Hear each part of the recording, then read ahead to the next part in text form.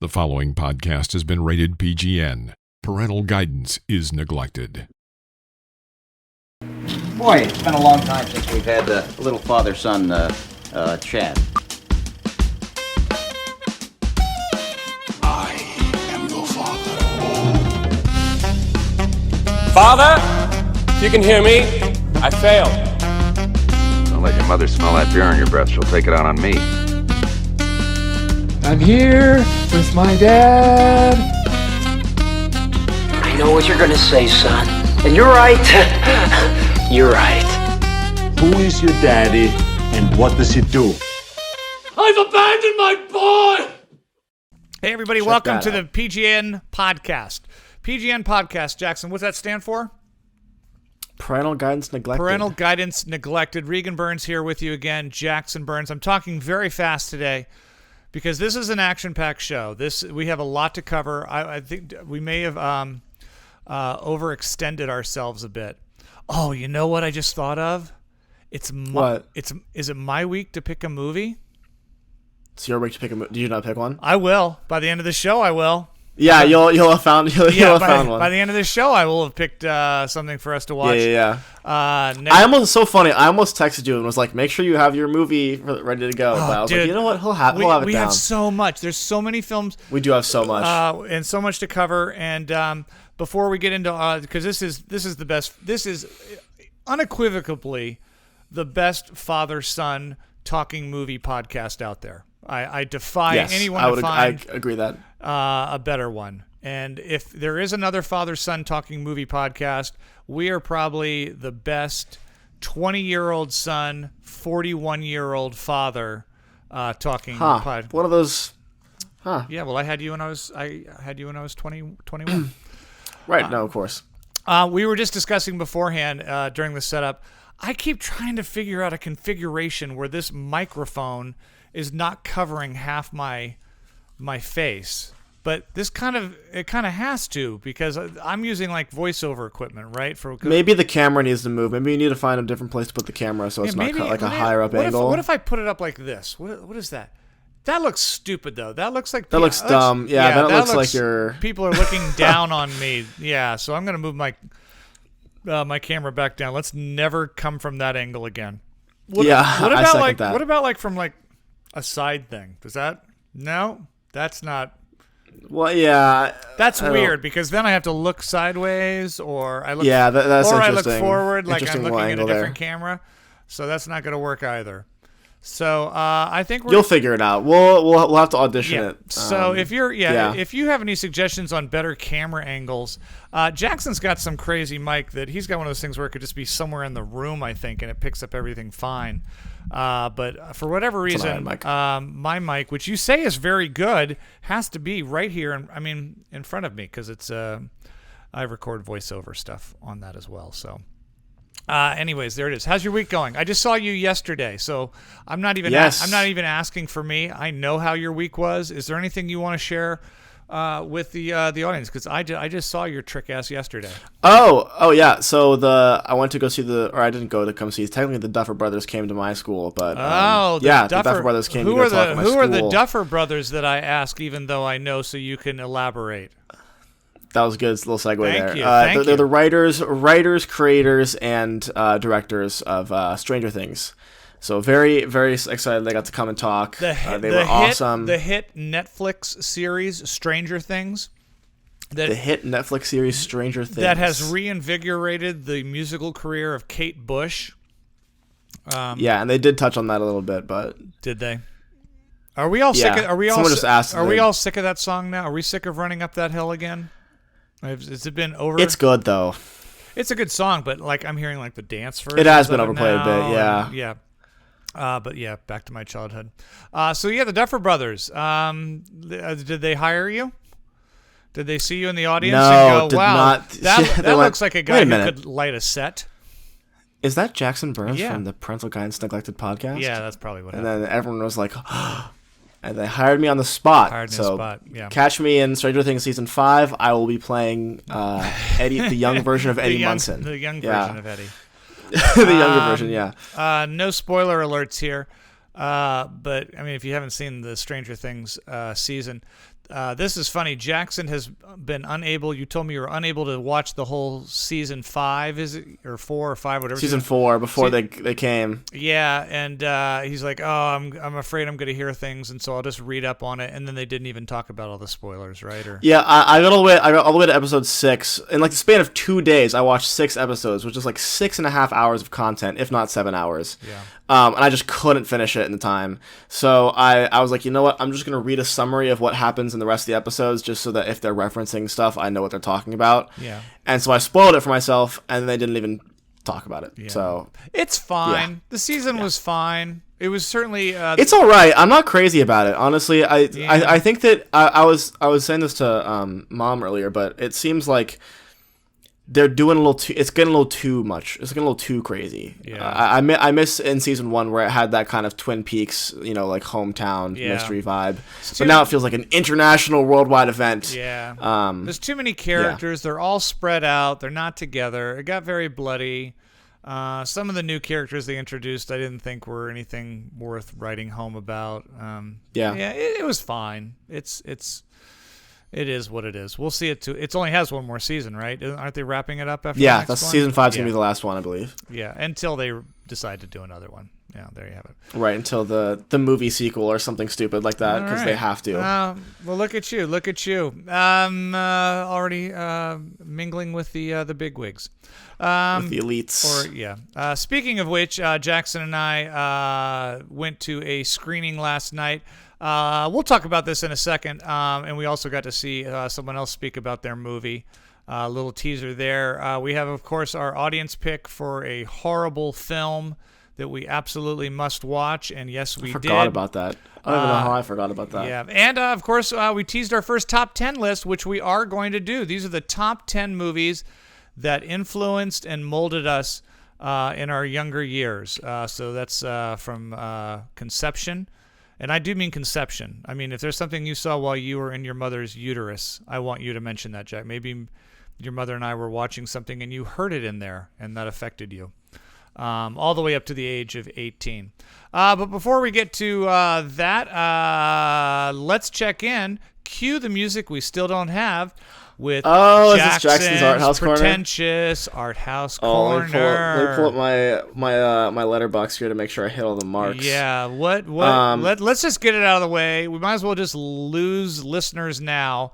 How many pretentious art films did you see this week, Jackson? And not that many. Not that many. But there's a parenthesis on that. Oh, good. Were you actually studying at school for once instead of watching films? That'd be nice. No, well, not that many. But one of them that I watched was 3.5 hours. So I don't blame me for that. So the first one I watched was The Tree of Life, the Terrence Malick film with Brad Pitt and Sean Penn and Jessica Chastain. Yeah. And man, did I love this movie. Man, did I just eat it up. Wow. Lubezki's cinematography is just insane here. You know what's great about The Tree of Life is it's a 3.5 hour movie, but 2.5 hours of that are just close-ups of grass blowing in the wind or leaves. It's so beautiful, though. It's so beautiful. Yeah. It's actually so the movie's actually 2 hours and like 30 minutes, 2 hours and 15 minutes. But I have the DVD and there is a 3-hour cut that I'm planning on watching sometime this week. Mary and Joseph, why would you do that to yourself? Yeah. Because it's so, I just couldn't get enough of it. I love that movie. That was the first one, Tree of Life, loved it. Okay. The second one was, this is where we're getting into pretentious territory here. Oh, boy. I watched The Human Condition Part 1, No Greater Love. It's directed by Masaki Kobayashi, who directed Harakiri. Very, very, very, very, very good director. It starred Tatsuya Nakade, who love him. He was the old guy in Ran. Oh, you don't have to tell us, Jackson. Jackson, there's not a listener out here he's who's incredible. Not familiar with his work. He is such an incredible actor, though. Really, like the fact he played the character in The Human Condition so well, and it was nothing like Ran was. So he definitely has a wide range. Was he in Bros with Billy Eichner? You know what? I'm not seeing him in the cast list, but I wouldn't be surprised if he made a cameo. Okay. More on that movie to come. Go ahead. He's incredible though. But that was that movie is 3.5 hours long, and it felt it, but it was really, really great, extremely well directed. I don't know how those older Japanese directors just continue to have just these massive movies from way back then. Really excited for the next two parts, because there always is a 3-part film, and that was just the first part. Have you seen a Japanese film yet that you did not like? I haven't seen that many, and the ones that I have seen are like critically acclaimed. Right. So you're not. So it's not like I'm it's not like I'm going and scraping the bottom of the barrel. I'm watching. Yeah, you're not gonna watch the rollerballs of Japanese cinema. Right. I'm watching the taxi driver of their work. So gotcha. And those were the only two for this week. Oh, although okay. I did check out some more DVDs. So I've got one. Oh God, I can't remember what they're called, but there's one called Kess. Kess. Tease the audience Ken about Loach next movie. Week. I bet. Yeah, Kess coming soon. The Ken Loach movie, and then I've got the. Oh crap! What is this movie called? Hold on, I'm gonna figure it out right now. Oh please, we gotta. Ali, Fear Eats the Soul, directed by Rainer Werner Fassbender. Ali with Will Smith. No? Ali with what? What is this? It's gonna be Ali with Bridget Mira and a bunch of other people that I don't. I have a feeling that's not about Muhammad Ali. Am I correct in saying that? It is not. Okay, it is not. But do you know Rainer Werner Fassbender? Yes. I've heard of the name. That's his big movie. Okay. All right. Yeah. Is he related to what's his name? Fassbender, the guy who played Magneto in X-Men. Michael Fassbender. I don't think so. No, Michael Fassbender. Then I don't think so. I take and he was also in the movie that we saw together. Right? Brides. No. Brides. What? What movie did we see together? With Michael Fassbender? Did you change? Was he not the guy? Was he not the guy in Amsterdam? Michael Fassbender is not in Amsterdam. No. I'm mixing up my actors, because who was the guy? Who was the American spy, like the CIA agent? Michael Shannon. Wow. My apologies to both Michael Shannon and Mr. Fassbender for my son's ignorance when it comes to completely God damn it. polar opposite that was type of. So. Yeah. So apologies. No. That wasn't so far off, because Michael Shannon did play that superhero character in one of the Superman movies. So that wasn't Michael so far Shannon off of me. played. He was in the Superman reboot. He played Colonel. Whatever. I don't know. He was one of the people from whatever planet he comes from, Krypton. Krypton or whatever. Yeah. Okay. So, it's a little off, but there it is. Your mic sounds very hot. Is that just my cans? Are you okay on your end? I think. Are you leveling out there? Oh no, I'm definitely a little hot. Yeah, you're a little hot. I think I should be better. Yeah, I think it'd be fine. Just when you got so excited, confusing American actors with British actors, that you got a little. That's so relative, because every British actor plays Americans at this point. Let's be real. I don't think there's an American actor left that. I couldn't even tell you if Michael Fassbender or Michael Shannon, which one the British one is. I wouldn't know. If you had to guess, is it Michael Shannon or Michael Fassbender? Okay, well, I'm gonna look at a picture of Michael Fassbender now, because now I feel like I don't know who this is. And by the way, I'm not even 100% that we have his name correct. Is it? Well, first of all, Michael. It is Michael Fassbender, and he's neither British nor American. He's Irish. Yeah, he's Irish. Might as well. That's the same though. That's like going Liam Neeson. That's the same. Whatever. That's the same They're all that from the UK. Whatever. They're out there. They're on that island. They're all having tea and crumpets and I don't know, potatoes and shepherd's pies and all that whatnot. Okay, well there you have it. That's Jackson's. We had to open with Jackson's pretentious art house corner, because that's get it out of the way. If you've read any of the comments, that's all people. That's what really people come from. People that's really want to hear about it. There were several big movies that opened this week, and a couple old ones that we still hadn't got around to seeing. Jackson's been very busy, wasting my college tuition money that I'm paying continuously. So he was studying a lot this week and did not get out to see these three films that I will go over very quickly. I finally caught up with Pearl. For those not familiar, Pearl is a prequel to a film that was actually out earlier this year by director Ty West. It was a horror film called X. I think Jackson and I both thought it was fine. I don't recall either one of us. I think I liked it a little more than you did. Yeah. I didn't think it was great. Yeah, I don't think either one of us slammed it. It was kind of a throwback to the Texas Chainsaw Massacre 70s exploitation films with some interesting performances. It starred Mia Goth as one of the kind of the young heroine of the film, and then by coincidence they put her in a ton of makeup, and she played the evil, murderous farm lady Pearl, who ends up taking out most of her friends. This, interesting enough, is a prequel, so we get to see a very young Pearl, once again now played by Mia Goth. I guess we just suspend that she's a completely different character in the other film. I actually enjoyed this more than I did X. I feel like that's been the consensus actually for a lot of people. It's interesting. It's not really a particularly scary film. It's more of a really fascinating character study. Mia Goth, who, I mean, if you know anything about her social life in the real world, she seems a little bit weird. She's Shia LaBeouf's on again, off again girlfriend. I think she's pregnant with his baby right now. But you can tell she's kind of a little artsy thing, but sometimes those are the best performers. Not really a lot of scares in Pearl, which is good. I think it's just more kind of creepy and odd. The movie is definitely 100% her performance, which, you know, to be honest with you, is one of the better female performances I've seen this year. I think if you told me right now to write down 5 women I would nominate for Oscars, she would be on the list. I thought she was really, really good in this. Incredibly focused and really fleshed out character. The movie itself, you know, it's a prequel. We're going to find out how a girl goes a little crazy and ends up killing, let's just say, pretty much everyone in her life except from possibly her husband. That's not a spoiler because we know he survives in X, or he's around in X. So as a horror movie, I thought it was kind of below average as far as the performance goes. I thought it was above average. So I'm going to meet in the middle and give Pearl a B-.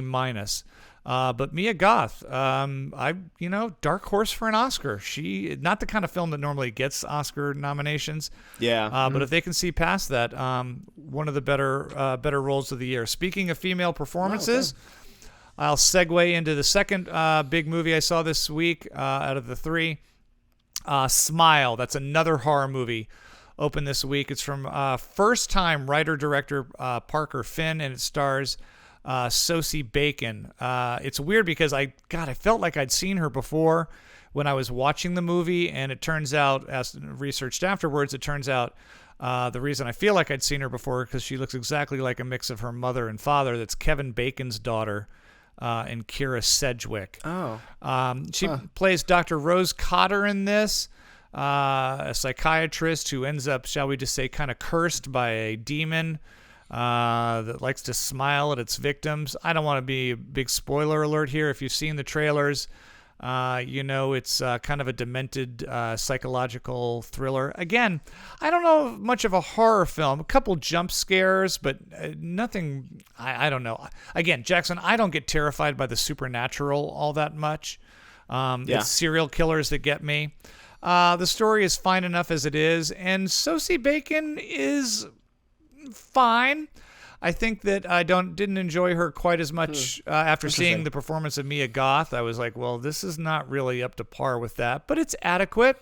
Everything about the film is adequate. Now, you told me, Jackson, that you had some friends who saw it, and it was kind of a love-hate. Like, people either love this film or my school did a screening because I guess the director was an alumni of my school, so they did a screening, and he came and talked afterwards, and I had to miss it because I had class, but people either really liked it or really hated it. I think so I don't really know. I didn't get a chance to see it, but I heard the twist was unexpected. I hear there's an unexpected twist at the end. There's kind of a little twist ending, and it takes a lot to figure out the whole story. There's a lot of exposition.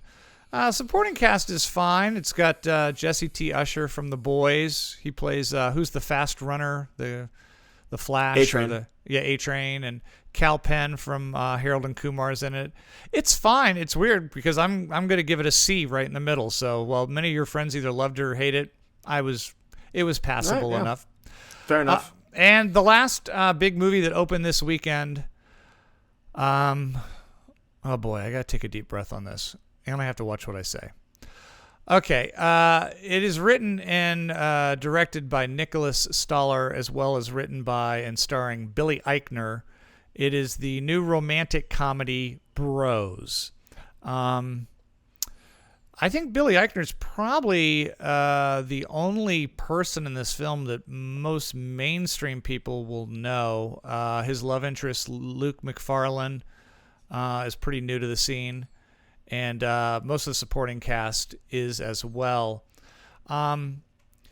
Here's the thing. I'm not a romantic comedy fan, okay? Not me either. It's just, there's very few. I mean, I can appreciate one that's made well, like Pretty Woman or Sleepless in Seattle. I mean, I can always go, for what they are, they're done well. But it ain't my jam.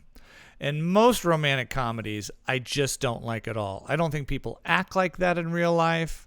I think the circumstances are odd. I mean, not to get into it, but when it comes to romantic movies, I'm more of like a Woody Allen guy. And of course, that's been for many appropriate reasons. I have a hard time watching Woody Allen movies anymore. Yeah. So listen, I applaud this film for being a mainstream romantic comedy dealing with the LGBTQ plus community, but I hated this film. I mean, you're allowed to say that. You can say that. But here's the thing. I hated it just as much as I hate most romantic comedies because everything feels forced. The jokes and one-liners are just too much. A lot of the characters just feel very cliche, as they would in a straight romantic comedy as well. And this is not my jam, Jackson. I mean, I'm with you with rom-coms. It's just so not my thing. I love Billy on the Street. I think Billy Eichner is hilarious. He's talented. Hilarious. And I think he'd actually be good in a film like this. I think that he wrote it, and I think he wrote himself into a corner with a lot of just bad one-liners and stereotypes. And look, I'm not a part of the LGBTQ plus community, so I can't say what is or isn't, accurate. I can only tell you what resonates with me, and this did not. Bros gets a D-. Wow. I'm calling Twitter, and I'm letting them know that you are done. Hashtag Regan Burns is over party has started. Yeah. Listen, I just did not find it entertaining. And the thing is Rotten Tomatoes, this thing's got like a high 90s score. Well, to be fair, you're not the target audience, I don't think. So this wasn't really a movie made for you, I guess. Think. But I mean, I don't think either of us are rom-com people, so I'm not taking it to, I can almost guarantee you right now, I will have the same visceral reaction if I can somehow drag myself to see Julia Roberts and George Clooney in that Tickets to Paradise movie coming out in a couple weeks. Oh my God. Because that looks 20 times more excruciatingly bad than Bros. That looks like awful. Just awful. For anyone with hate mail, I promise you, I'm going to hate the straight romantic comedy just as much, if not more. And I'll probably hate that one more because I'll look at both those two talented people and go, why are you doing this dreck? But there you have it. So those are out of the movies, two big movies that opened this weekend, Smile and Bros. If you got to see one, a very, very mild recommendation for Smile. Stay away from Bros. And Pearl. And Pearl, yeah, which has been out for a couple of weeks. And hey, I still have not seen The Woman King. I really want to see that. That's gotten great reviews. Yeah, it's getting great reviews. So while I didn't have time to go see anything in the theaters, I did have the time to sit down with the new Netflix film by Andrew. What's this guy's name? I don't know. I didn't know. He did Blonde. Oh, that's right. I forgot. You saw Blonde. This is Andrew Dixon. This is the Marilyn Monroe story, right? Or no, not Andrew Dixon. That's so stupid. Yeah. Yeah, it is I'll cover that in a second. It's directed by Andrew Dominic. This is his passion project. He's been trying to get it made for over 10 years. Those who don't know Andrew Dominic might know him from a film he did with Brad Pitt called The Assassination of Jesse James. Jesse James, the Coward or something. The Coward, yeah. Yep, He also did Killing Them Softly and Chopper. Okay. So, Blonde is a movie based off of a book, also called Blonde. And the book is not written by Marilyn Monroe. It is written by an author after Marilyn Monroe passed away. And it is the author's personal interpretation of what Marilyn Monroe's life might have been like. Which is my way of saying... It's a fictional imagination? It is a fictional imagination of what Marilyn Monroe's life might have been like. That is what this movie is based on. And let's just say that this... Before I watched this movie, my least favorite film of the year was Men. And this made Men seem like Pulp Fiction. Wow. Just disgusting. The inciting incident of the film, it's rated NC-17 for a reason. I don't know if you knew that. It's Netflix's first NC-17 film. The inciting incident of the movie is when Marilyn Monroe goes, or I guess Norma Jean, she's Norma Jean at this point, goes in to audition for a producer, and there's an extremely violent rape scene, which just never happened in real life. They just made that up. They just assume she was raped at some point? There is no account of that happening. The producer in question, who was portrayed in the film, didn't like Marilyn Monroe. Never met her, I don't think. Another very big moment in the film that kind of comebacks again and again is a scene where she has a forced abortion. Also no account of that happening. And also some really uncomfortable shots from inside of her vagina looking out. What? Yeah. Wait, hold a second. This is on Netflix right now. This is on Netflix. There were shots of a talking fetus.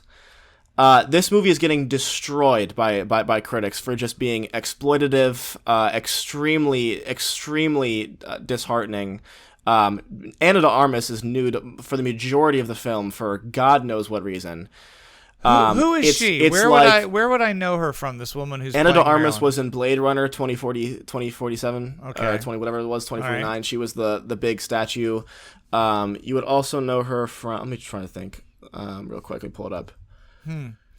So she was in Blade Runner. She was also in Knives Out. She was the main character in Knives Out. Oh, okay. But it's just this, and it's written and directed by a man. So it's just like, my whole question the whole time was, why was this your story to tell? And also, it wasn't anyone's story to tell because it's not real. It would be like if I made a movie about you and it was completely fabricated, and the whole it's just the whole movie. There's no plot. It's just, this is Marilyn Monroe getting pushed around and never fighting back for her entire life. And by the way, the scene ends, she dies of an overdose. Obviously, I mean, that is real. She did die of an overdose. But she takes the pills, and she lays down, and the music kind of comes to a crescendo, and we fade to black. And it's like, oh, that's the end of the movie. No. And then for some reason, we fade back in, and it's just a shot of her feet, and then the lights go back out again. Like, they just, like, cut back in for just a Ana de Armas foot shot for 10 seconds. For no reason. No reason. That was for the foot fetish people. Everyone knows. No, that was for Quentin. That was the Quentin Tarantino shot. I could not. You could take a shit on a piece of a strip of film, and it would come out better than this movie. I just don't. I cannot believe this got greenlit. The pure disrespect to Norma Jean or Marilyn Monroe, whatever you want to call her, is just palpable the whole time. What is it? It's exploitative. It's really disgusting. What is it? What has it got on? And most of it's not true. What has it got on Rotten Tomatoes right now? What is the thing? I will say the movie is getting really split reactions. I know it's getting a lot of positive reviews from the pro-life community because of the portrayal of abortion. Well, if she didn't even have one, who cares? I mean, well, she did have one. There's just no proof of it being forced. Right. And I think she had an ectopic pregnancy anyways, so it wasn't even like it was her choice. She would have died if she had the kid anyways. Blonde movie, Rotten Tomatoes. Yeah. So right now on Rotten Tomatoes, it has a 42 from critics and a 32 from audience. Wow. It's getting absolutely... I've looked through a bunch of Letterboxd reviews, and it's just getting destroyed. Wow. I just don't understand why this movie was made, how it got made, why no one took a second to be like, hey, maybe we should just take a second to realize that this is a person's life. Yeah. And, not just a story to just toy around with. Well, damn, bro. I gotta kind of watch this now. I mean... Well, it's also 2 hours and 45 minutes. No. And I didn't even get into another really big issue. Look, it is shot beautifully, but the whole film, the aspect ratio, so like you know what that is, the aspect ratio? Yeah. Jackson, I do a podcast about movies. It changes constantly with no reason. It goes in and out of black and white relentlessly all the time, like not even during flashbacks, just all the time going back and forth. This movie's issues, I don't know why Ana de Armas decided to do this. I'm hoping that she understood, because at the same time I'm hoping she wasn't coaxed into doing something she wasn't uncomfortable with, but at the same time if she understood what she was making, I hope that she would have had the heart to at least be like, no. I actually did some research, and there were a couple actresses attached to this project before it got made that dropped out because it's horrible. It's horrible. It's awful. Wow. So, yeah. Jackson, what are you giving Blonde on Netflix? Blonde's getting a 1. Blonde's getting a 1. That's the lowest I go. A 1 I save for films that I feel like have negative impacts on your life. On my life, and wow, just make me really pissed off. And this is, I just couldn't. The whole movie, I was just going, what the fuck is going on? It was crazy. It was just crazy. Can you follow it at least? No. Can you follow a story? There's no plot. There's no plot. There's a whole period where she has this threesome with Charlie Chaplin's son and his boyfriend, which also apparently never happened. Okay. It's just like there's so much where I'm like, what? How much of this did you make up? What? Moving on. Okay, we'll move on. But is there any kind of disclaimer at the beginning, like this is a work of fiction, or this is a imagination retelling of it? No. Okay. So people are going to watch this, and even if there was, it wouldn't matter to me. Yeah. Oh. Because you just can't do that with someone's life. That's not someone's life. You can't just do that. Like, that was a real person. You had me intrigued, and I was going to watch until you said 2 hours and 45 minutes, because that's you feel it. You feel it. You feel those two. It felt longer than the 3.5 hour Japanese film that I had to watch this week. So. Oh, okay. Well, suddenly, Bros doesn't sound all that bad. Yeah, sounds so bad. Yeah, it had a delightful musical number in it. Yeah. Okay. I took one for the team in Concord Blonde. Wow. All right. Well, Jackson, thank you very much. I'm sorry. Wait. Before we move on. Oh no. What? Full on, like 2-minute long uninterrupted close up of her giving a blowjob to JFK. Okay. Well, now I'm back in. So I wasn't gonna watch.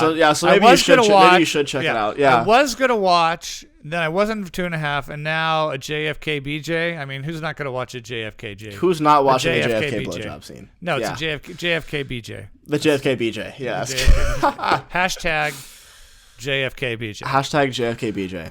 Get it trending. Yeah. All right. It's trending. Okay. Well, I guess the only question then was Blonde, the new Netflix movie that apparently is completely fictionalized tale of Marilyn Monroe, was it as bad or worse or maybe better than our audience pick this week? Charlie Turnbaum, one of our listeners, wrote in, sorry I didn't get your name right there last week, Charlie, and said that we should watch the remake of the 1975 cult hit Rollerball. Now, the original starred the late James Caan, who we lost this year, and I did see that one, and it's fine. It's weird. It's kind of a dystopian set in the whatever the 70s thought the future was going to be like, about this kind of roller derby violent mishmash and how money runs sports, and it's kind of a silly film and doesn't really hold up over time. But believe it or not, in the early 2000s, director John McTiernan, acclaimed director, Hunt for Red October, 2 of the Die Hard movies, including the first one, and the 3, The Vengeance. He directed a remake of this, a reboot, if you will. It starred Chris Klein, who only people as old as me would remember from the American Pie movies, rapper LL Cool J, Rebecca Romaine, and Jean Reno of The Professionals in this as well. It is, one of the greatest performances maybe ever. Yeah. That just Roller Derby was a box office flop. It was considered Rollerball. That is, what did I say? Roller Derby. Yeah, whatever. Was a flop when it came out. It lost millions and millions of dollars. The question is there anything worthwhile if you dig deep? Jackson, thoughts on Rollerball? Is there anything worthwhile if you dig deep? Yeah, no, I don't think so. Did you have any fun with this movie at all? It only runs about an hour and a half. The funny story here is that McTiernan originally, it was about a 2-hour film. It was a very hard R. It was supposed to be very bloody and a lot of nudity. It was very graphic. And the studios chopped it to death and said, no, we want a PG-13 movie, and took a lot of his stuff out. There was a lot of arguing about the film, a lot of reshoots and recuts. But what did you think? Anything redeemable there? I tried really hard to have fun with this one. Yeah. I really did. And it kind of dug itself into a hole. I think that if they hadn't cut the cool stuff, maybe I would have maybe I would have liked it more. Maybe. But yeah, it feels. What's the guy's name? The main guy, Chris something. Chris Klein, whose career was pretty much killed by this film. Chris Klein is trying really hard to be Keanu Reeves in this movie. Yeah, he wants to be Keanu Reeves so bad in this movie. He's definitely doing his best Keanu. Yeah, he really is. Jean Reno is really phoning it into with the whole outlandish foreign investor shtick. Yeah. The whole time I was just thinking, what's happening? The big question was. It's like it's an international sport, and there's motorcycles in the ring now, and they try to explain how it works at the beginning, and you're like, I don't know if I really follow how this. And the whole thing is like, I mean, the conflict starts when one of Chris Klein's teammates gets almost killed, or does he die? I can't remember. He either dies. I don't know. They wheel him off in an ambulance. He gets smacked in the face after someone pulls one of the enemy teammates pulls his helmet off, and they do a bit where like the Russians are like, we should cut it out so it looks like he took his helmet off himself and someone else didn't do it. But in my head, I'm going, this is a packed arena. Like someone's gonna remember that, right? Yeah. And it just there was so many foul play incidents where I was like, we're in a place with people, and you're making it pretty obvious that you're tampering here. I mean, look, I'm nitpicking, but it was one of those movies that really is just bad. I think. Yeah, I couldn't tell. It didn't quite cross that boundary for me. I couldn't tell what country everyone was from because everyone's doing a horrible accent that's could be Russian, could be the most Indian, ambiguous, might European. be Irish. Just everyone is talking, and I'm like, I'm not sure where they're from. Yeah. Rebecca Romaine, who's in this, she got nominated. This movie got nominated for a ton of Razzies. I know she did. She lost. Oh, I'm sure. She lost to Madonna, who did something that year that was just equally bad, I guess. And we won't dwell on this, but this is because I looked it up. I mean, John McTiernan was a huge action director, and he disappeared after this film. He had one more movie that came out the next year called Basic with John Travolta and Samuel L. Jackson, and that was probably in the can before he shot this. And I'm like, whatever happened to McTiernan? This is what it says on Wikipedia.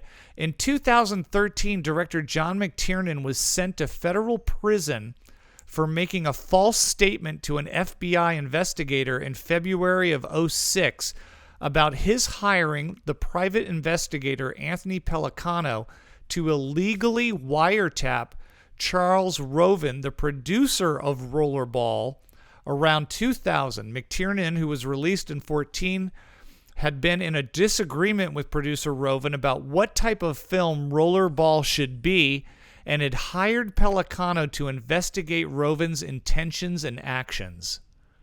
Holy shit. Yeah, what? So, yeah. That's what was going on behind all of that for film. this movie? All this for Rollerball. And do you remember the other thing man. I found? Do you remember? Because I was watching, I was like, what is going on? There's an entire 15-minute action scene in the middle of this film that is shown in green night vision. Yeah, why is it a night vision? And I was like, and it wasn't even like a POV. Like, no, it's not a looking through POV. the binoculars. The whole thing is in night vision. Here's what it was. They shot that scene, and it was so bad and so dark that they couldn't see what was going on that they had to go back and reshoot the whole thing.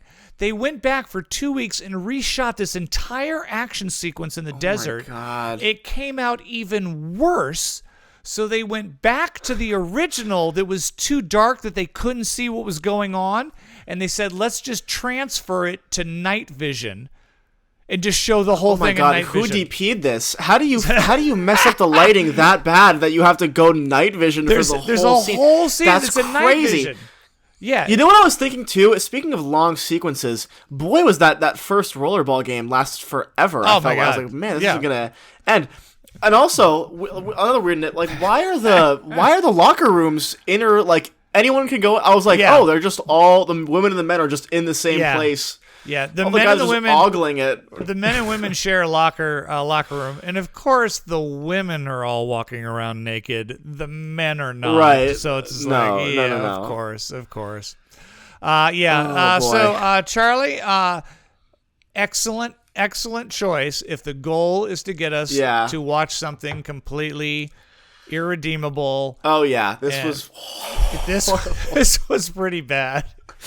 This one was. I think if I had watched it with you, I would have enjoyed it more because I felt like I needed. I think so too. Yeah, I was watching this with my roommate was sitting next to me, but he was doing work the whole time, and every once in a while he'd glance up and be like, "What is happening?"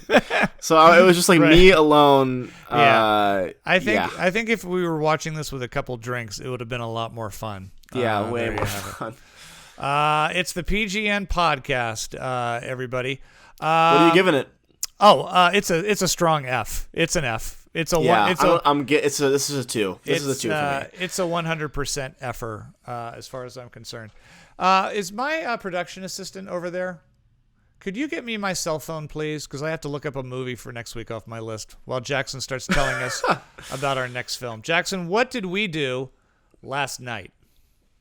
Yeah, so last night we both headed into Hollywood to go to the DGA to go see a screener of Amsterdam. DGA is the Directors Guild of America. The Directors Guild of America, yeah, to go see the new David O. Russell film Amsterdam, starring Christian Bale and Margot Robbie and David.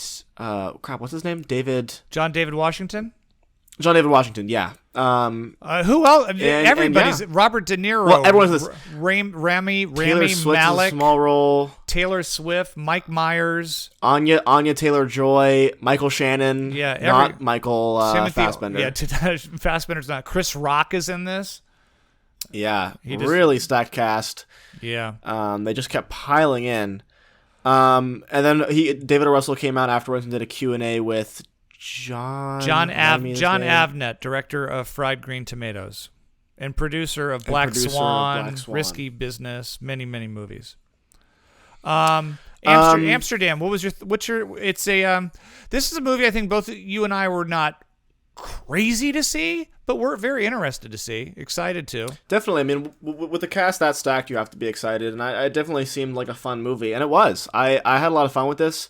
I think that the writing style was really unnatural, but I think that they committed enough to the bit of it where it became fun as opposed to just weird. So I appreciated that. You know, like the characters didn't feel real. They felt like caricatures in a way, but it kind of worked with the style of the film. I will say it was a little all over the place at times, but I honestly I didn't really mind. I thought that the story and the performances were interesting enough to keep me going, to keep the movie going. I loved Christian Bale's character. I could not get enough of him. Christian Bale was the best, and I would say He for sure was. I would say another, if not it's not his best, but just another really interesting performance. I mean, he commits. Definitely, and he makes a character. I felt like he was on a little bit different plane than everyone else. I agree completely. I think he definitely was. I mean, look, there was definitely a stacked cast, but I think that he felt the most invested in the story, at least as an actor. And obviously that was true because, I mean, David O. Russell mentioned afterwards that he had been connected to the project for 6 years, and they developed the character together. So yeah, I thought this was a lot of fun. I don't think it was the best. I don't think it was maybe like, the huge critically acclaimed hit that some people were making it out to be, obviously with David O. Russell and the huge cast. And Lubeski on cinematography, who just knocked it out of the park like he does every goddamn time. Yeah, that's what I What did you think of David O. Russell in the Q&A afterwards? David O. Russell, for those who don't know, directed Silver Linings Playbook, American Hustle, and The Fighter, which is also great. But one of my favorite films of his was Flirting with Disaster. So he's got a pretty The Fighter is my prestigious favorite actor. film. I haven't. Yeah. What do you think of the Q? What do you think of my favorite? What do you think of the Q&A? I'm definitely glad that John was there because it seemed like if he wasn't there, kind of guiding the questions a little bit, I think that David might have gotten a little bit lost. He just kept trying to tell the story of the movie. He was like, Yeah, so and this is what happens, and then this is what happens, and then he meets her in France, and then I'm like, we know the story, bro. We just saw the entire film. But he was kind of going through the beats of the film, like the major beats, and it was like we saw the movie, like we know. I thought that John did his best as a moderator, but he was all right. I've seen worse. Yeah, I guess people talk. So. I think you like this movie a little better than I did. I think I did too. I got that vibe. Yeah, I was disappointed. It was not a bad film. Christian Bale, thank God, was at the heart of it and kept my interest. You are right in saying it is a little bit all over the place tonally, and they talked about that at the Q&A afterwards. It's not a comedy. It's not a drama. It's not a mystery, suspense, whodunit almost. It's a little bit of all of that. That's kind of... David O. Russell has always kind of been like that, though. I feel like Silver Linings Playbook was in a similar thing where it's like, is it a comedy, but it's also about suicide and, it was a whole thing. He definitely likes to kind of, and John Avnet mentioned this in the Q&A afterwards, he does like to shift tones very abruptly, where you go from a very romantic, sweet moment to something almost graphically violent, or you go to something kind of cute and sweet. I thought the film was a bit long. I felt like there was a little bit of editing that could have occurred there. I thought like we meandered sometimes with some of the interviews as the three friends try to put together the mystery of what's going on.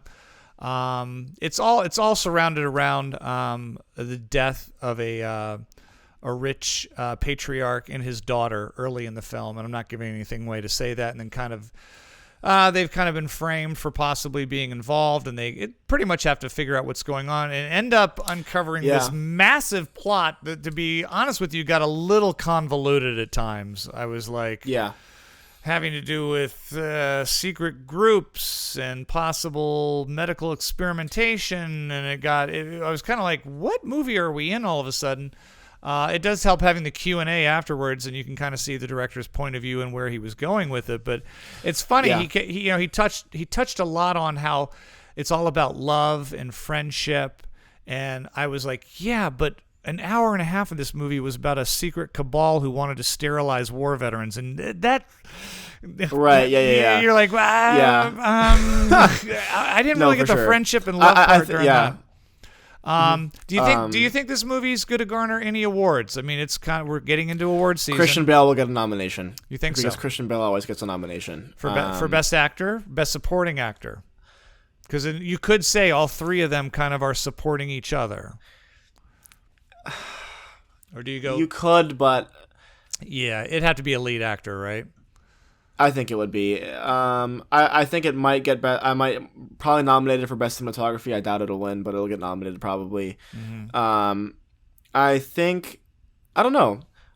You know what I thought was really good in this movie? I thought that Rami Malek was hilarious. I thought he was the funniest part of the movie. Yeah, he actually was. He was very good. So maybe he'll catch the supporting, maybe, but I don't know. It's so early too. It's kind of like we still have to wait and kind of see what's coming out, what the reaction is going to be to a lot of the Oscar bait. But that's an early. I don't really see it getting nominated for screenplay or directing or best film either, though. I don't see that happening. Yeah. Hey, you know what we just did, Jackson? We just did our first early review. Before anyone else has seen. We did. That's so true. No one else has seen this movie. No one else has seen it. I just realized that. No. And I think it opens next week.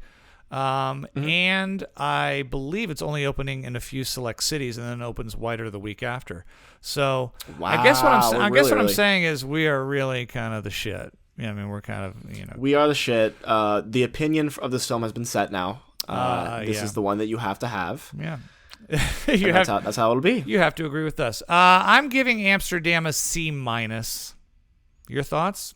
Oh, really? I'm gonna give Amsterdam a 7. I just had a lot of fun with it. I think that if this movie did not have Christian Bale, it would have been way worse. But I think that I was into his character enough that I just had a good time. I had a good time, so I'm giving it a 7. You know what's kind of funny is during the Q&A is David O. Russell, the director, talked about how much Christian Bale and even Rami Malek were in the editing room, and like they had like as producers, they had like a big say in everything. I don't know if as an editor, I think that I would Christian want Christian Bale. Bale's. He seems to have a say in everything, though, doesn't he? I think that Christian Bale, the way they made it seem was, Christian Bale had been attached to this, like they had worked on it together. That's the way that I saw it. Like him and Christian were kind of in this movie to begin with together. He kind of made it seem like Rami was only there because Rami wants to become a filmmaker, like as opposed to it just acting. I feel like he was more there to shadow what the process was like as opposed to giving input. Huh. Okay. Yeah, I could be wrong though. That's just what it sounded like to me. Yeah. Yeah. Unfortunately, the problem that arises with our early reviews here, Jackson, is that there's nothing else opening next weekend except Lyle Crocodile. So. Are you serious? Yeah, it's Amsterdam. What the hell? Well, no, hold on. Pause. What the fuck is Lyle? I've never even heard of that. Lyle Crocodile is a kids movie. Oh my god! I don't know about a talking crocodile. I guess. Who made this? What is going on? Yeah, but I do. It's got Shawn Mendes in it. I do think, and Javier Bardem. However, I do see that there are a couple theaters next week that we might be able to give you an early review on Tar. That's the new film with Cate Blanchett about the conductor. And also a couple theaters, maybe we can take Triangle of Sadness, which is a movie I'm really excited to see about a bunch of rich aristocrats on a boat that capsizes.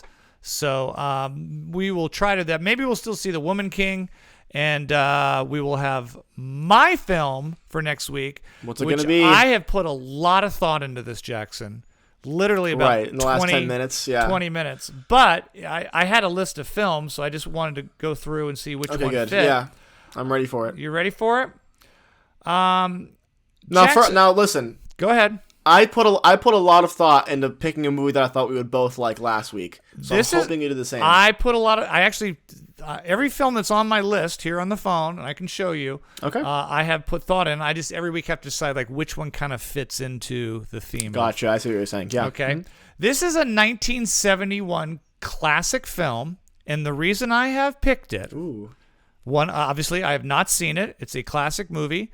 It was so revered at its time. It was actually remade, I think, in the 90s or the 2000s. And wait till you hear who remade it. The reason I'm picking this one is because as I look at my list, I don't know for you regular listeners, someone's had a stick up his ass for about 3 months now about British filmmaking. Yeah, let's go. This is a 1971 British crime film that I never saw. It's directed by Mike Hodges. It starred Academy Award winner Michael Caine, who, let's be honest, has done a lot of crap, but is also one of the best actors of our generation. I never saw the classic pulp crime drama Get Carter. Okay. So I look forward to seeing this. Mike Hodges is a screenwriter, film, and television guy. He's done a bunch of other movies. Croupier, I think, is the only one I've ever seen, but I remember enjoying that. Big director. Oh, he did Flash Gordon. Yeah, he did do Flash Gordon, yeah. Weird. But Get Carter, which surprisingly was remade, and I don't know, maybe if we're bored, we'll see the remake. Was remade in America starring Sylvester Stallone. Really? I think back in Get Carter. So Michael Caine in the 1971 cult classic Get Carter. Let's see if I can finally jump on board with these British films. With the Brits. The British films. And maybe, I bet you anything, these directors that you're watching, these young English directors out of the last 20 years, I bet you they'll say that Mike Hodges in this movie influenced them. I just bet you. Okay. Because everyone always... All right. Maybe Ken Loach. I know Mike Lee was kind of around in the 70s, so maybe... But in the 70s, yeah. Well, they probably know him very, very well. That's awesome. So next week, we're going to try to sneak out and get you some advanced early reviews on both Tar and maybe Triangle of Sadness. Jackson will see Lyle Crocodile and let you know. So excited. Highly anticipated film. Yeah, how that works out. And then it's my pick for a classic next week, Michael Caine in Get Carter. So we teased it. It's here. It's hopefully the first of many because as Jackson and I have already, we've laid out like a plan. This podcast will run for the next 22 years. For sure. Yeah, after 22, we'll call it quits before the 25th anniversary because that's just the way we are. A first of our top 10 list. I have a feeling you'll probably get a lot of these in a couple months when we'll do our top 10 best and worst films of the year, maybe our top 10 performances. We'll find something kind of fun to do besides just the usuals. But this week, it is our inaugural one, and this is the top 10 movies that influenced us as adolescents. So between the ages of 0 and 18, movies that we saw could have been current releases, could have been films that we saw on DVD or VHS or on TV that we remember had some kind of bearing on either our love for film or the people who we are today. How do you want to do this? It's our first one. What do you... We should go... I think we should start... We'll go one by one. Like, I'll do my 10, then you do your 10, then we just go back and forth. Does that sound good to you? Yeah, it sounds good. Why don't you start us off, Jackson? Number 10 on all right. the top 10 films that influenced you. As a child. This is gonna surprise you, but I need you to wait to hear my explanation because I do have one. Okay. My number 10 pick is the Robin Williams movie. Oh no, Hook. Really? I gotta be honest. I gotta be honest with you. I've never seen Hook. And I know why you haven't seen Hook, because I watched it with my mom and Killian when you were, I want to say, in Hawaii filming a commercial. Really? And it was the first movie that ever made me cry. Really? Yeah. I have not seen it, but I have heard the scene that makes people cry is Tinkerbell dies, right? Like Julia Roberts is Tinkerbell? No, it wasn't that. I don't even remember that. Maybe she does, but there's a scene when... is Robin Williams, this adult Peter Pan. He's kind of reminiscing on his childhood. Oh. And he finds his teddy bear from when he was really little. And there's this kind of emotional moment where he realizes that he misses being a kid. And I was just like, wow, that's actually super sad. And I got emotional. And of course, and also you weren't home. And I was like, oh, I kind of miss my dad. And I had a little moment there. But that's so number sweet. 10 is going to be Hook. None of my movies have anything to do with a son. So... Well, I would hope. So. I mean, unless there's something you have to tell me about teenage pregnancy. Yeah, I mean, but none of them was like, oh, it made me think of my son. But then, of course, you weren't around then because I was 18. So that would. Exactly. Number 10 for me is a classic film that was also remade into not such a good film, but I still say stands the test of time. It was one of the first films when I went, kids can be rebels and be really cool, and you don't have to be great at something to be the star. It is the baseball classic starring Walter Matthau and Tatum O'Neal, the original Bad News Bears. I still to this. I've never seen that. Oh, I still to this day. I remember seeing it as a kid. I couldn't believe there was kids cursing on the screen. I couldn't believe there was like kids smoking. Of course, I never really did any of that, but I still just thought it was so badass, and it was great to see. Still one of the best endings for a film is when they go absolutely crazy and they're pouring beer all over themselves after they lose the championship. Because who cares? I love that. Who cares? The Bad News Bears for me, number 10. What's your number 9, Jackson? All right, my number 9. We're coming in hot here. This is actually a movie that I watched in class in my middle school. Oh. We had to read the book. This was based off of First.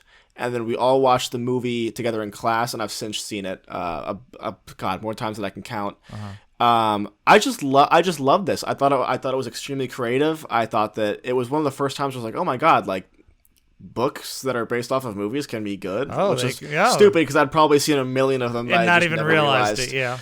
No, exactly. But my number 9 pick goes to the Jim Carrey classic, The Truman Show. That's love that movie to this day. I think that ending is just phenomenal. Yeah, and another movie that really holds up over time. It really does. Oh, I think it holds up. I think it does. Yeah, definitely. I would say, with the exception of Eternal Sunshine, probably his best performance. It's right up there. They're close. Yeah, they're definitely close. They're very but close. I could agree with and that. it's a great mix of the drama and the comedy with him too. You know. You do. I always forget you get some goofy Jim Carrey. Oh yeah, absolutely. Yeah. Number 9 for me was a Milos Forman movie that came out. I don't know which year, but I know I saw it. I think first on cable, so it had been out for a while. It was probably the first film that I saw Jack Nicholson in. It was an ensemble piece that was based on a play.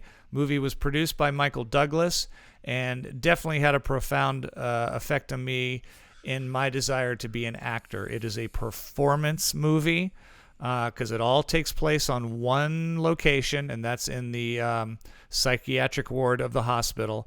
The classic movie One Flew Over the Cuckoo's Nest. What's the lady's name in that again? The Nurse Ratched. The crazy... God, yeah, she's just the worst. She just died last week in real life. Louise Fletcher. Wow, really? Yep. Won an Academy Award. She just died last week. Number 9. She has look, Jack Nicholson is the person that everyone remembers, but that movie would not be what it is without her performance in that. She is that character through and through. Yeah, she won the Academy Award. She was not forgotten. Never really did much again. I mean, she worked, but never to the heights of that. But Number 8, Jackson. What do you got? Don't hate me. Oh, this is kind of your fault. I had to put this on my list because it was the start of something big for me. White Chicks? It is what? No. Could you imagine? My number 8 pick is going to be the first ever Star Wars movie that I ever saw. Okay.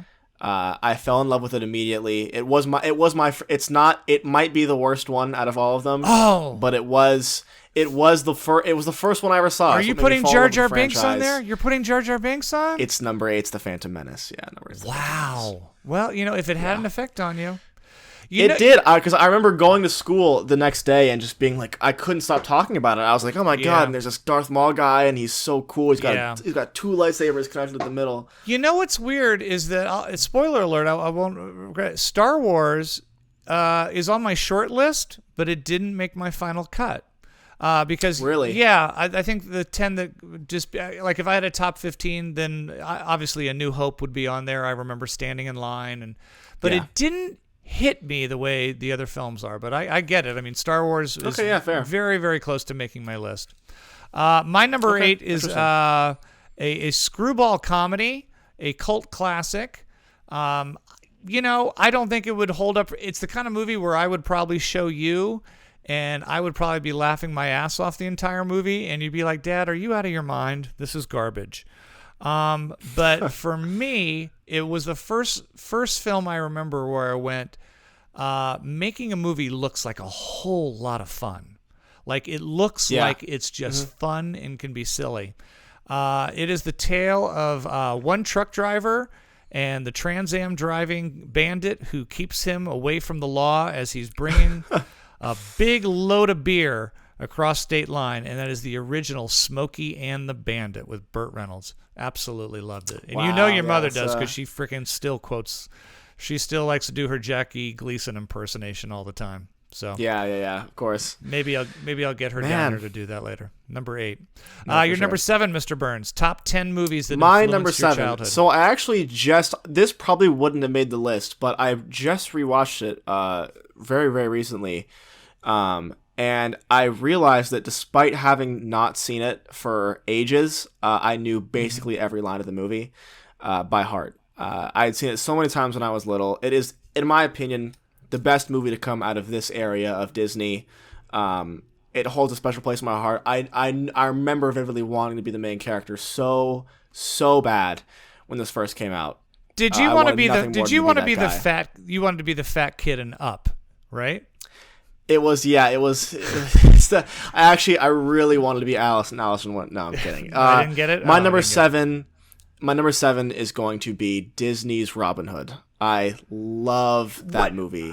So much. Really? Yeah. Oh yeah. The animated Robin Hood. Yeah. Oh yeah. I think it's the best. I think maybe not the best, but it's the most nostalgic one to me out of that whole era. And those are, in my opinion, the best Disney movies. All of those older, hand painted ones. And I wanted to be Robin Hood so bad. He was so cool. The music's great. I think the cast is phenomenal. And I watched it just last week, and it held up to all my expectations. You know what's weird about Robin Hood Disney is that it was a hit, and a lot of people love that film, but it doesn't really have any songs that hold up. It's like it doesn't Robin have Hood and Little John walking through the forest. I mean, almost every Disney film has 2 or 3 songs that's what you take away from. But Robin Hood really, I think it had a couple songs, but it's hard to really. I couldn't. Yeah, tell you it right really now. didn't. It didn't. Yeah, that's a good point. That's a good point. Interesting. Number 7 for me is the first of, believe it or not, 2 Vietnam War films that are on my list. Wow. Number 7 is one that I saw probably in my high school years, along with the other one that'll be coming up shortly. I remember these 2 films, and it was tough to pick which one had a bigger effect. But it's when I knew that movie making could be not just entertaining, but really insightful and important and educational and really move you. So it's the kind of movie where you're going, this is what war is about. It's the first time I'd seen a war film that wasn't glorifying war or something that I was flipping around on a Saturday and had John Wayne in it, or the Guns of Navarone or the Wild Bunch. This is the classic movie, Robert De Niro, Christopher Walken. Oh yeah. It's the yeah. Wow. Number 7 is The Deer Hunter for me. Michael Cimino's one of the best The Deer movies Hunter. ever made. Yeah. Now listen, if we're gonna say one of the best, there's movies higher up on this list because they impacted my childhood. And in fact, again, I'll reiterate, there are movies that came out in my childhood that are better than all these films. Some of them I didn't. But these are the ones that shaped your childhood. These are ones that shaped and some of the ones I didn't even see till later. But I do distinctively remember having The Deer Hunter. I taped it off of cable on VHS as like a 15-year-old and watched it over that's so cute. and over and over again. Number 6, Jackson, on your list. Number 6 is a movie that we saw together. Okay. You had already seen it, but you showed me it. And we sat down in the living room, and I remember you said, this movie is going to change the way you think about movies. And I was like, damn, okay, this is gonna be big. And it was one of the I haven't seen many documentaries, but I think this is my favorite one that I've ever seen. A phenomenal movie about two complete idiots living in the Midwest, trying their best to make it whatever that means for them. And that is the movie American Movie. Surprisingly touching, a great ending, it's really vivid and real character. Well, not even characters, they're just real people. If you haven't seen this movie, I recommend it so highly, especially if you're looking to get into the industry. This will make you, if you live in LA and you really want to be it, like this will make you appreciate what you have and being here. And it's such a great documentary in that, we think of artists coming out of certain environments, like we think of, the tortured painter who, lived in squalor in France, or, the kid on the streets of New York who wanted to be a singer and, waited outside the clubs. But sometimes people want to be artists who maybe aren't as gifted, but it doesn't make their dream any less important. Or their drive. No, not at all.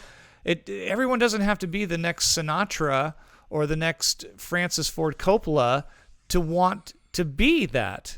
And some people just want to make Coven. Just want to make Coven, man. Got some scratch. Such a good movie. I won $50 of scratches today.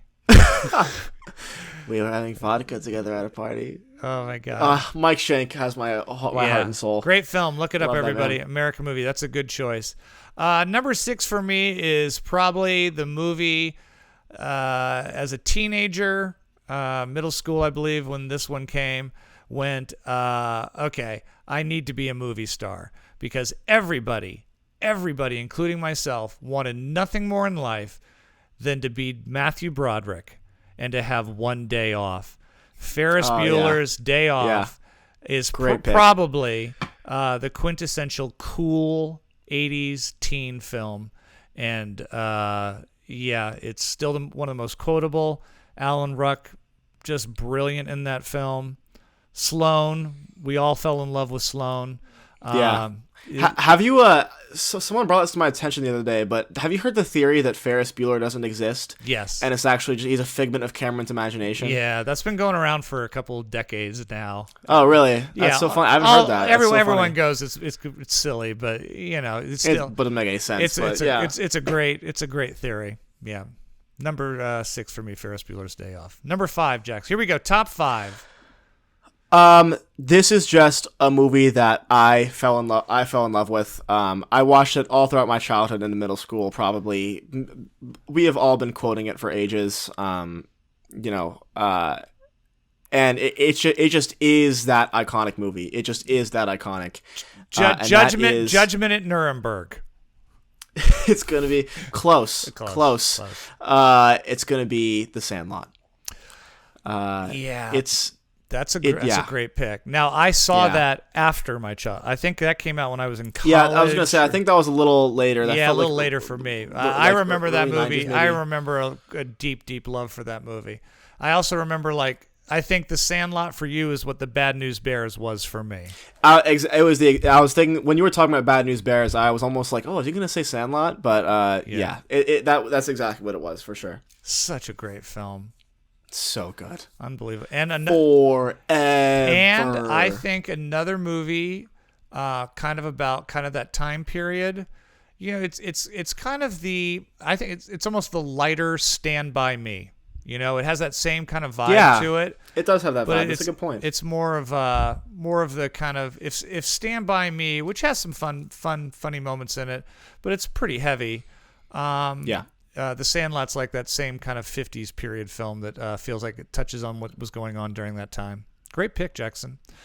Thank you. Number 5 for me is my last kind of teen angst film. It was tough where these two and Ferris Bueller were going to go. This is another movie I must have watched 80 times as a teen. And I'm not going to lie to you, I identified with the one character I didn't want to identify with, but I had to be honest with myself, and that was Anthony Michael Hall as the nerd. I wanted to be the criminal. I wanted to be the jock. But I could have watched those 5 kids in detention over and over and over again. I know it's one of those films I probably forced you and Killian to watch as a youth because I was like, it's an incredible movie. It's to keep to capture those performances. And again, I don't know what it is about these movies. If you can make a movie in one room and you can hold me like that for an hour and a half, that's saying something. And I think it is. I could be wrong, but like Ferris Bueller, I think it's a movie that your generation and the generation before, I think everyone keeps on loving it. I don't think it's lost anything, and that's it's timeless. It's timeless for sure. The Breakfast Club, number 5 for me. Yeah, that's a fantastic pick. There's so many standout scenes and moments from that, and you're God, they're all so good in there. They're all great. The Basket Each and every Case, one of them are fantastic. Princess, all of them. Number 4, Jackson. Okay. Number 4. Hey, by the way, so far no overlaps. No overlap. We're losing. I don't think there might be any. Oh, okay. All right. So this is my number 4 pick. You've already mentioned it, actually. You said it wasn't on your list. So we do have an overlap. Oh, it wasn't? No, you've already mentioned it, but you said it wasn't on your list. Listen, I might have had the worst one on here, but God knows I had to put the best one on here too, because these movies were just as it's that important to me. Right. Because God damn it, who didn't want to be Luke Skywalker? Yeah. Dad, who didn't want to be Luke Skywalker? And that just Star Wars Episode 4, A New Hope, will always have a special place in my heart. Does it have a bigger place in your heart than Empire? Because yeah, I think you would agree. It always has. I think you would agree Empire is probably a better movie.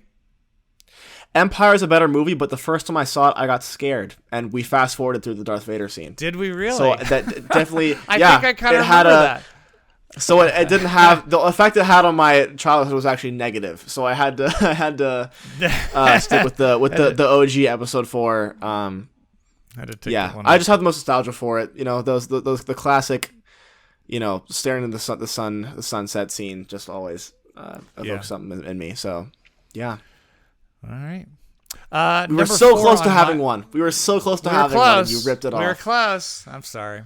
Number 4 on my list is a movie that, in fact, I watched in school, Jackson. I wish I could remember the name of my history teacher. This was my freshman year in high school. He was my history teacher. And I remember for the last 2 weeks of class, he rolled in one of those TVs with the old VCR attached to it, and he said, "We're going to watch a movie." And I distinctly remember him closing all the shades to the windows around the classroom. And I knew in the back of my head, he's going to show us something that he's not supposed to. Wow. Because I knew he was closing all the shades that in case any of the principal or anyone walked by, they wouldn't see what was going on. And he was just like, "I want to show you this movie. It's very important. It tells you the real story of the Vietnam War." And I think I know what this is. I got my mind blown. I literally, after he showed us the first hour, and like the class, and then the next day the second hour, and then I think the last half hour and the third. And I remember going home and watching it again, and I've seen it multiple times since. It is a disturbing film.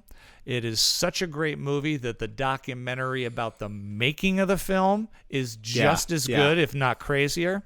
And that is Francis Ford Coppola's Apocalypse Now. Again, so much like The Deer Hunter, it was a war film that just resonated in me, not only in my love for film and acting, but in how powerful movies can be.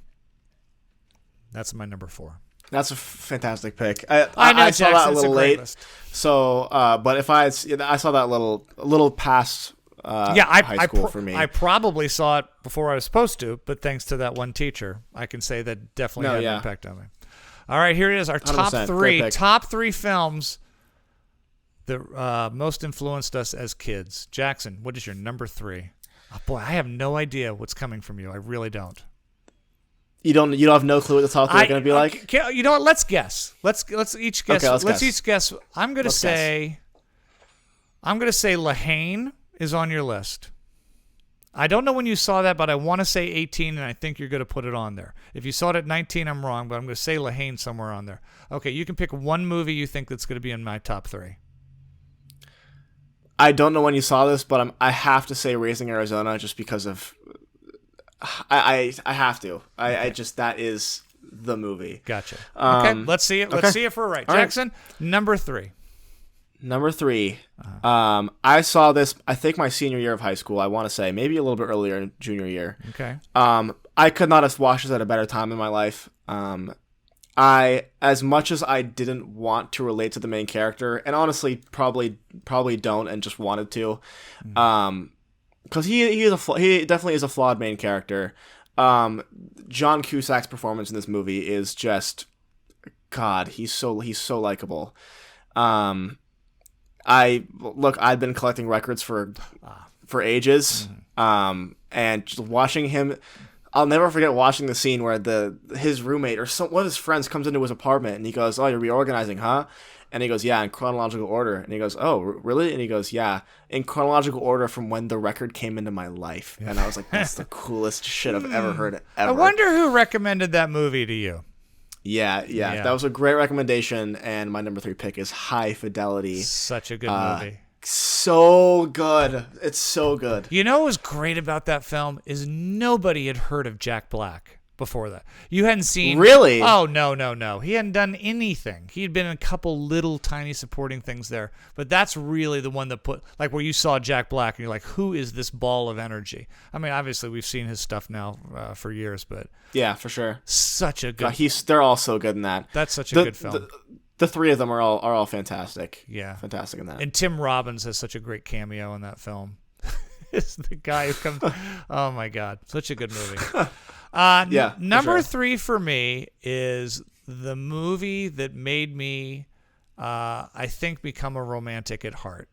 Obviously, as a kid, you go, well, there's the movies that make you want to be an action hero. There's the movies that make you want to be a superhero. There's the movies that make you want to be the funny guy in the room and quick and witty. And then there's the movies that make you want to be in love.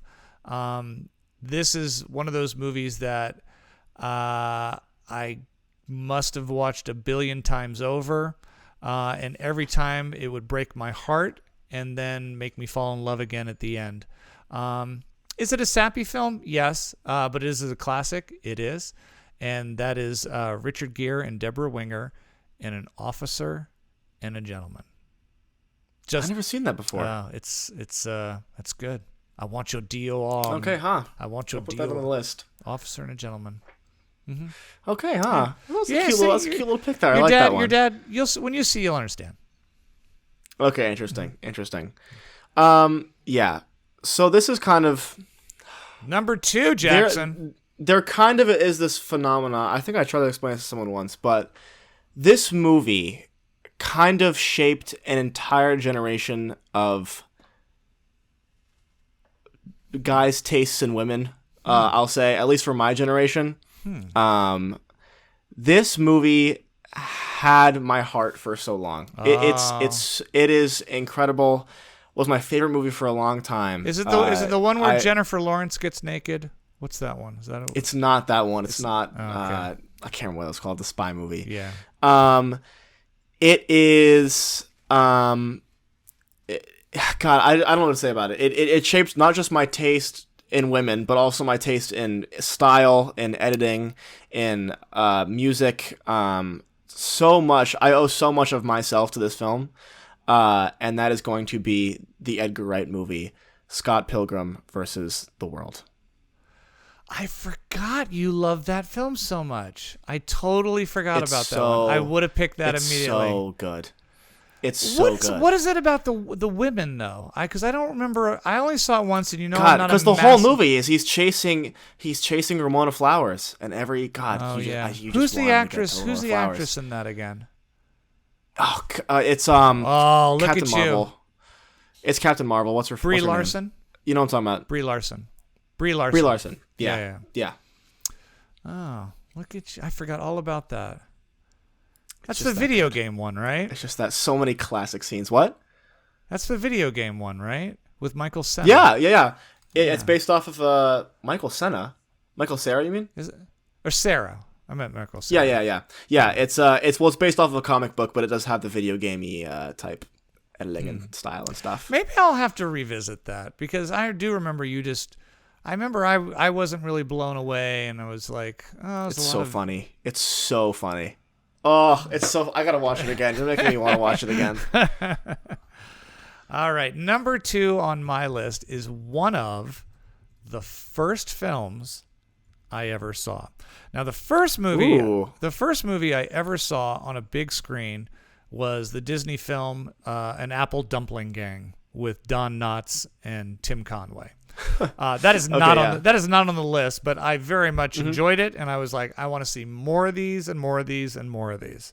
Every kid loves Don Knotts. Yeah. However, this movie, which I did see on the big screen very early on, if not immediately after that, but within weeks, is a classic film that, again, has been remade, and some people even like the remake better. I don't know why, because this movie has the best music. It has one of the quintessential performances of my lifetime in it.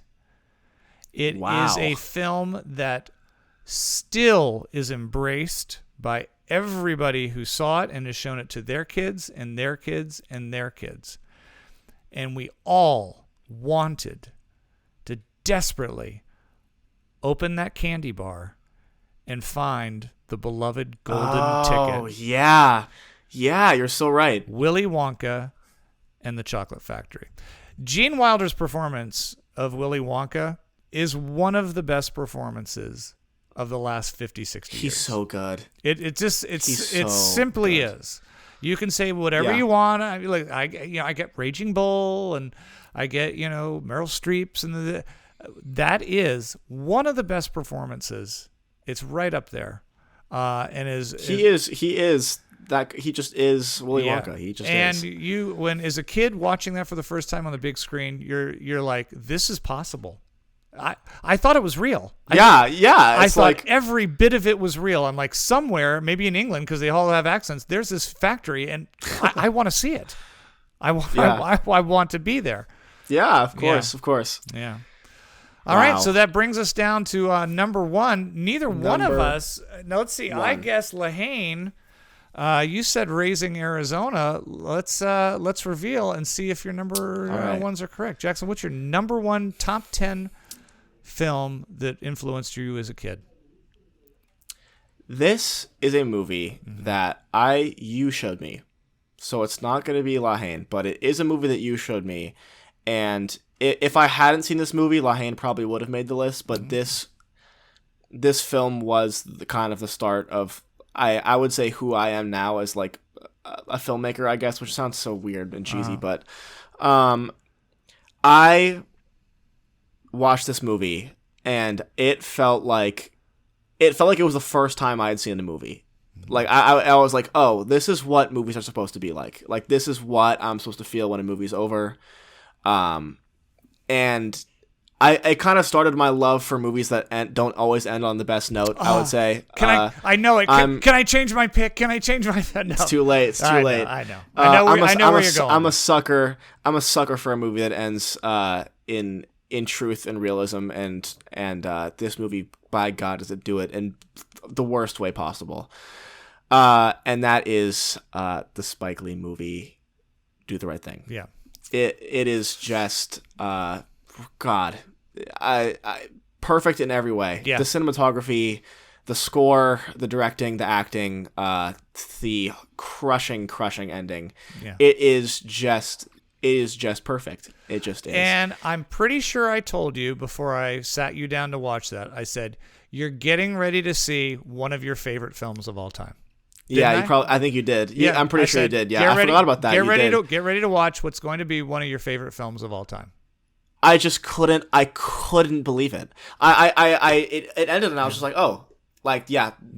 Like this needed to be made, and I'm glad it was. I get mad sometimes. Not that he hasn't done a lot of other really good stuff, but sometimes I get mad at Spike Lee films because I go, oh, you can do better, because remember that one, you know what I mean? Like, I know, I do too. I'm like, come on, what happened? Yeah, I mean, look, there's been some good stuff in there. I love Black Klansman, of course, and Malcolm X is a good film, and there's other good movies he did after, but I always go, oh, but I know you're capable of that thing. It's a silly reaction, but I do have it sometimes. And Do the Right Thing is one of my favorite films of all time. It is unbelievable. And if you haven't seen it, do yourself a favor and just take a night and you know what? One of the great things you can say about Do the Right Thing is I've seen it so many times. Every time you watch it, you still are praying that he's not going to throw that. You still feel it. You still feel it. My heart starts racing. It's not even the can. It's just like knowing. But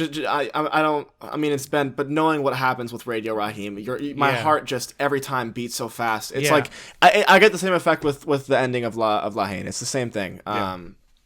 Just wow. Yeah. That leaves my number one, Jackson, and it is no, it is not Raising Arizona. Oh man, did you see that later in life, or was that just not I saw make the that list? in my college years. I think it was my it was close. Okay, I think it was gotcha. I'm pretty almost sure there. It was my freshman year in college. I saw that. In the summer. I might have even seen the summer before I went off to college, but I was already 18. And once you graduate high school, this contest is over. Needless to say, Raising Arizona would have been on there. However, the movie that is number one on my list is also, if you held a gun to my head, it would be one of the titles that comes up for one of, if I had to, could be my favorite film of all time. Wow. I think I know what this is now, and I feel so stupid for not saying it. That's all right. Here's the thing is, I'm not the only person who had the same reaction to this movie. This was a mega blockbuster film before there was even such a thing as a mega blockbuster. And a lot of people could say, oh, easy pick. Listen, I am 54 years old now. I am still, to this day, terrified of the ocean. And I did not know what this was. Never mind. I was way off. Way off. There is probably no finer performances than the three men at the heart of this film. It is Spielberg before Spielberg even knew exactly what he was, but you could still see it through every frame.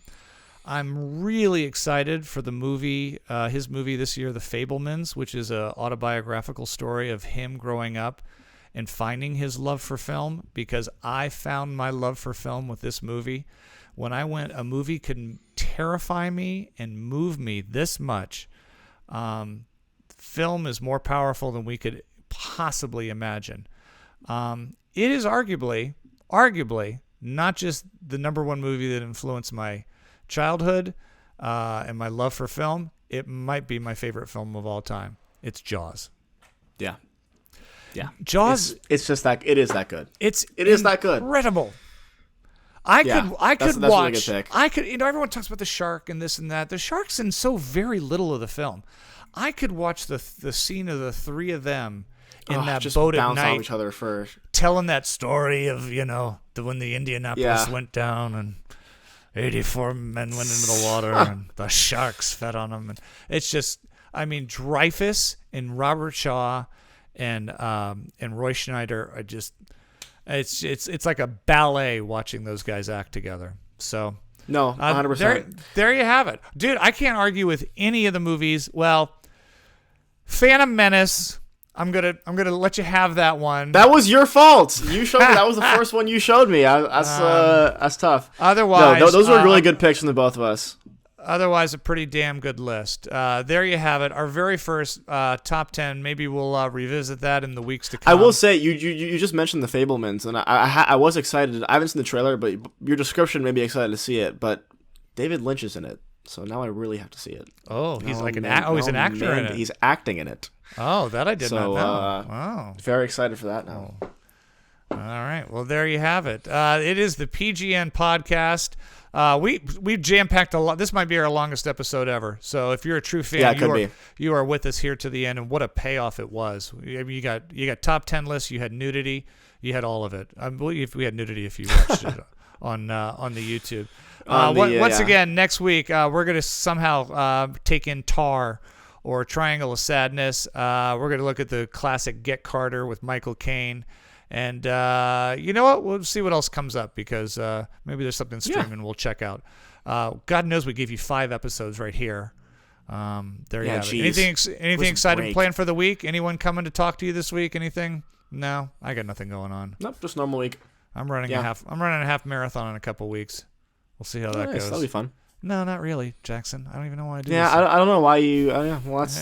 You signed up, so that's what I do. All right, you probably got to study, and I got to go train some people, and we will check all of you guys out next time. Love you, buddy. Love you too.